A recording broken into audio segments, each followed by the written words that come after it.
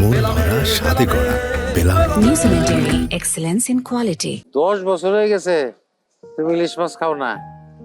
আরে বাঙালি জাতীয় মাছ 10 বছর ধরে খায় না। শোন, আব্বা আমার নিজের মুখে বলছে আমাকে ব্যবসা দাঁড় করানোর লাইগা সে আমার নগদ 2 লক্ষ টাকা দিব। হেল্প বিশ্বাস হয় না? আব্বা নিজের মুখে কইছে বেটা। তুমি তোমার মেয়েদের আর বৌমাদের এই রান্নাটা শিখিয়ে দেবে, তা না হলে আমাদের যে পরবর্তী প্রজন্ম ওরা কিন্তু এই রান্না মিস করবে। একদম ঠিক কথা। কখনো সম্পর্ক ভাঙে, কখনো গড়ে,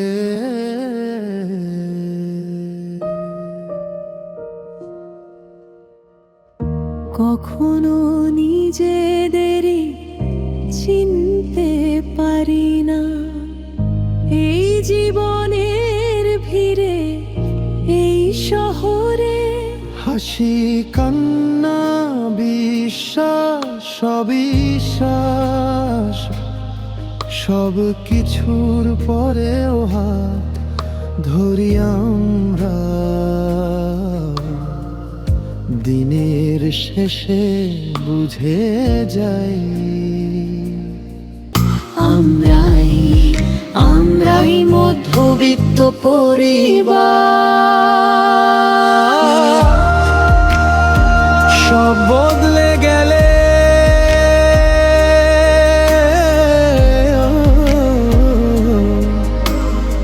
থেকে যায়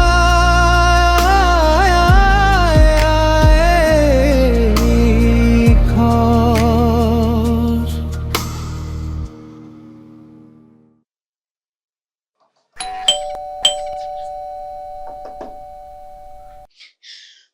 তুমি খাওয়া দাওয়া করে এত রাতে কই গেছিলা? কোথায় বড় এক ফ্রেন্ড আসছিল, ওর সঙ্গে দেখা করতে গেছিলাম। তুমি জানো কি হইছে? কি হইছে? বাবা তো অসুস্থ হয়ে পড়ছে। অসুস্থ মানে? আব্বা! আরে তুমি কই ডাকাডাকি করতেছো? বাবাই নিয়ে সবাই হাসপাতালে গেছে, তুমি তাড়াতাড়ি যাও। কি হয় আমাকে ফোন করে জানিও।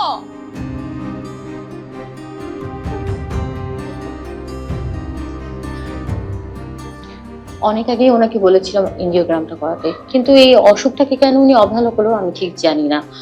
ওনার হার্টে 2টা ব্লকেজ ধরা পড়েছে। যত দ্রুত সম্ভব তার হার্টে রিং পড়াতে হবে। ওনার অবস্থা কিন্তু বেশ ক্রিটিক্যাল। আচ্ছা ম্যাডাম, মানে খরচপাতি কিরকম হতে পারে, কোনো আইডিয়া দেওয়া যাবে কি? আমাদের হসপিটালে করালে সেটা তো মিনিমাম 2-3 লাখ টাকা লেগে যাবে, কিন্তু যত দ্রুত সম্ভব তার অপারেশনটা করা দরকার। 2-3 লাখ টাকা? টেনশন করতেছ কে? টেনশন করতেছস কেন? হ্যাঁ, টাকা লাগলে আমি দেবো, লাগলে আমার কিডনি বেচে বলো। আমার তো বাপ মা নাই, আমি তো এতিম। আমি জানি এতিমের কষ্ট কি। তবে দুইজনে আমি বাপ হারাইতে দিন না করছি। থ্যাংক ইউ দোস্ত, কিন্তু আমার মনে হয় কি ব্যাপারটা অন্যভাবে সলভ করা যায়। যেমন আব্বার অফিসে গেলে তো একটা ব্যবস্থা হয়, ওই আব্বার প্রভিডেন্ট ফান্ডের টাকাটা যদি পাই সেটা দিয়ে তো একটা ব্যবস্থা হবে না? তাহলে আর সময় নষ্ট করে লাভ কি? আপনার অফিসে জয়েন্ট করতেছি। তারপর যদি না হয় আমি আসি, টাকা চালাকে আমি দেবো। আপা আপনি ব্যবস্থা করেন, টাকা চালাকে ম্যানেজ করতেছি, প্লিজ করেন। থ্যাংক ইউ দোস্ত। তোর মতো বন্ধু যারা আছে তার আর কোনো ভয় নেই। আরে বাপ কি তোর একা? বাপটা আমার না, আল্লাহ ভরসা। চিন্তার কোনো কারণ নাই। অফিস থেকে যে এককালীন টাকাগুলি পাওয়া যাবে ওইটা দিয়ে আপনার চিকিৎসা হয়ে যাবে। শোনো, প্রভিডেন্ট ফান্ডে ওই 8 লাখ টাকাই সম্ভব। আমার তো বয়স হয়েছে, চিকিৎসা করাইলে আর বাঁচবো কয়দিন। আমার মনে হয় যে শুধু শুধু টাকাটা নষ্ট করা ঠিক হবে না। কি বলেন আপনি? জীবনের থেকে কি টাকার মূল্য বেশি নাকি? কখনো কখনো জীবনের চেয়ে টাকার মূল্য বেশি। আমার বড় মেয়েটার জামাই জেলে, তারে তো ছাড়াইতে টাকা লাগবে। আবি টাকার জন্য একটু ভালো ব্যবসা করতে পারতেছে না। আমার আরিফ, জিরিয়ান অবশ্য সেমিস্টার ফি বাকি। আমার ছোট আম্মা আয়সা মাত্র ক্লাস 5-এ পড়ে। ওগো ভবিষ্যৎ আছে, আমি ছাড়া ওদের ভবিষ্যৎ আর কে দেখবে? সারা জীবন আপনার কথা শুনছি, এইবার আর আপনার কথা শুনবো না। চিকিৎসা করতেই হবে। কি বলিস আবির? চিকিৎসা করতেই হবে। আব্বা, আপনি যদি চলে যান তাহলে আমাদের কথা কে ভাববে? এসব ভাবার কোনো দরকার নেই। আবার সুস্থ হয়ে যাবো, কোনো সমস্যা নেই। চিকিৎসা হবে আপনার, চিকিৎসা হইতেই হবে। আমরা যত কষ্টই হোক চিকিৎসা করাবো। আবার আপনি বিশ্রাম নিন।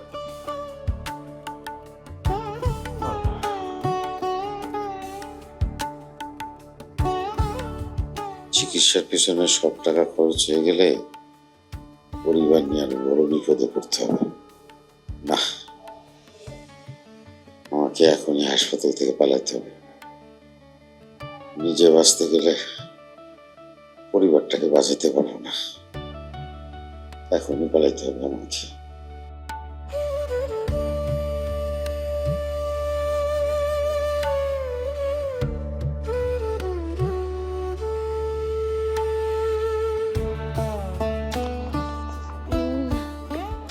চলো বসি। বসবো, আসো। আমার না এইসব জায়গায় বসতেই ভালো লাগে। আমি জানি তোমার এইসব জায়গায় বসতেই ভাল লাগে।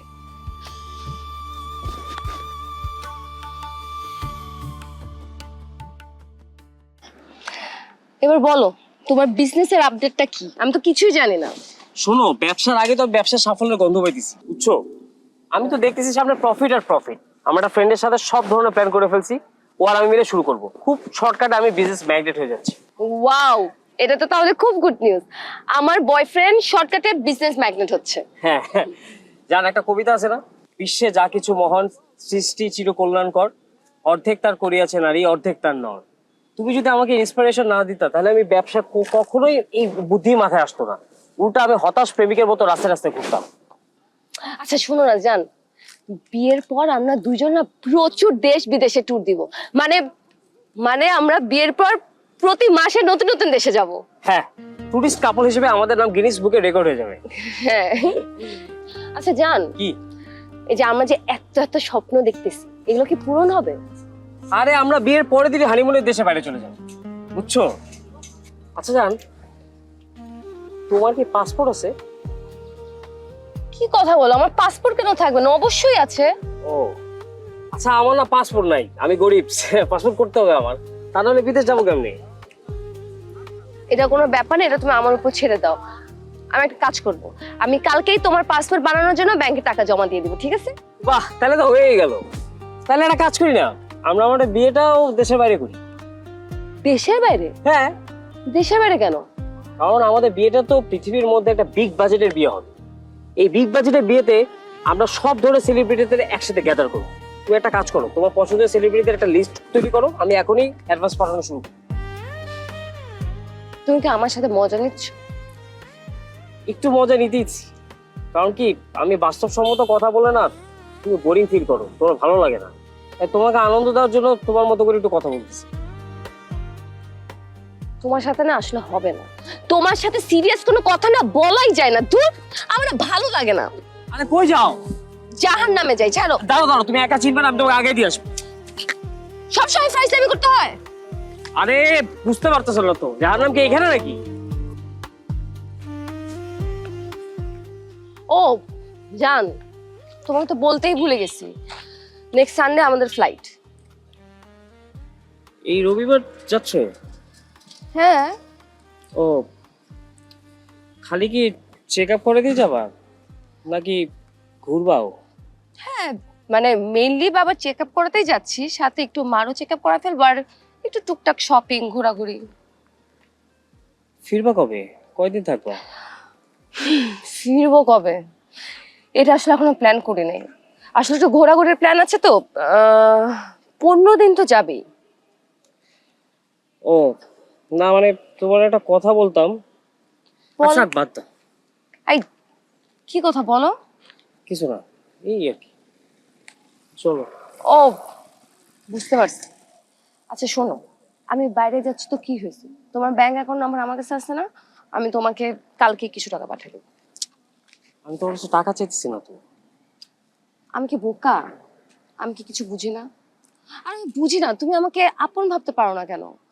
আমি পাঠাই দিব, তুমি রাখবা, ফাইনাল। দাদা তোমার অনেক খরচ, তুমি না পাঠাতে। বলতেছি হ্যালো, হাসপাতাল কি কখন? আচ্ছা আচ্ছা আচ্ছা, আমি আসতেছি, দাঁড়া। জান, কি হয়েছে? হাসপাতাল মানে কে হাসপাতাল? অসুস্থ কেউ? না ওই যে আমার একটা আত্মীয় হাসপাতালে যাইতে হবে আমার, চলো চলো আমি যাবো, আসো। আমি ওকে আগে দিচ্ছি, চলো।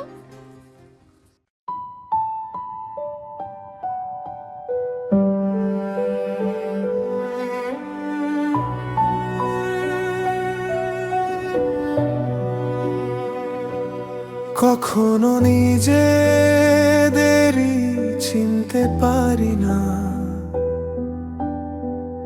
এই জীবনের ভিড়ে এই শহরে।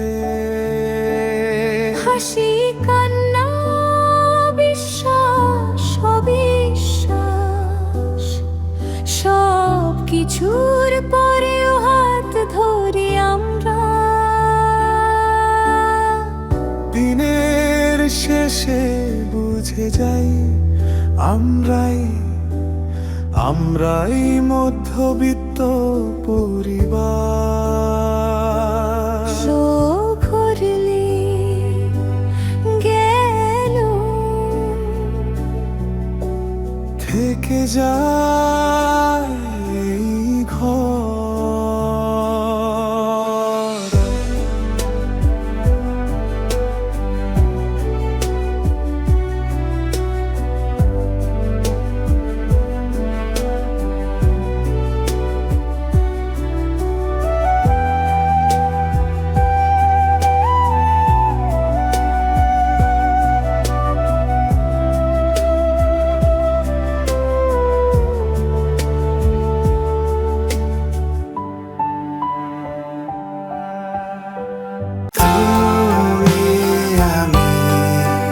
Real chocolatey স্বাদে Belame Digestive Chocolate Biscuit.